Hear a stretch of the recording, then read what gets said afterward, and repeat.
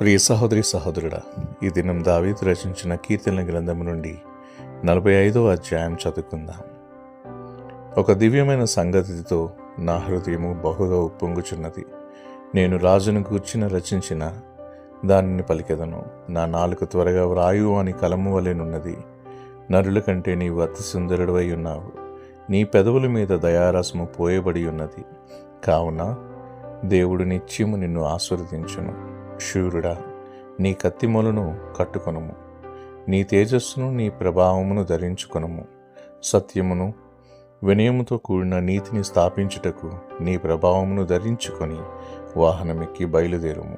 నీ దక్షిణ హస్తము భీకరమైన వాటిని జరిగించుటకు నీకు నేర్పును. నీ బాణములు వాడిగలవి, ప్రజలు నీ చేత కూలుదురు. నీ బాణములు రాజు శత్రువుల గుండెలో చొచ్చును. దేవా, నీ సింహాసనం నిరంతరం నిలుచును.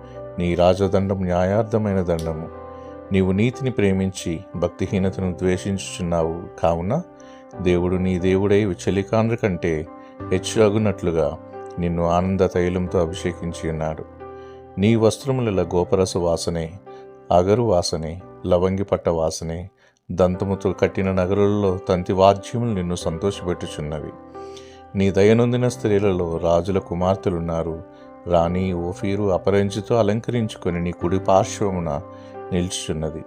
కుమారి, ఆలకించుము, ఆలోచించి చెవియొగ్గుము. నీ స్వజనమును నీ తండ్రి ఇంటిని మరువుము. ఈ రాజు నీ ప్రభువు, అతడు నీ సౌందర్యమును కోరినవాడు. అతనికి నమస్కరించుము. తూరు కుమార్తె నైవేద్యము తీసుకొని వచ్చును. జనులలో ఐశ్వర్యవంతులు నీ దయను వెదుకుదురు. అంతఃపురంలో నుండి రాజకుమార్తె కేవలము మహిమ గలది. ఆమె వస్త్రము బంగారు బుట్టపని చేసినది. విచిత్రమైన పనిగల వస్త్రములను ధరించుకొని రాజునొద్దకు ఆమె తీసుకొని రాబడుచున్నది. ఆమెను వెంబడించి ఆమె చెలికత్తెలైన కన్యకలు నీ వద్దకు తీసుకొని రాబడుచున్నారు. ఉత్సాహ సంతోషములతో వారు వచ్చుచున్నారు. రాజనగరంలో ప్రవేశించుచున్నారు. నీ పితరులకు ప్రతిగా నీకు కుమారులుందురు. భూమి అందంతటా నీవు వాని అధికారులుగా నియమించదువు. తరములన్నిటినూ నీ నామము జ్ఞాపకముండునట్లు నేను చేయుదును. కావున జనములు సర్వకాలం నీకు కృతజ్ఞతాస్తుతులు చెల్లించుదురు. ఆమేన్.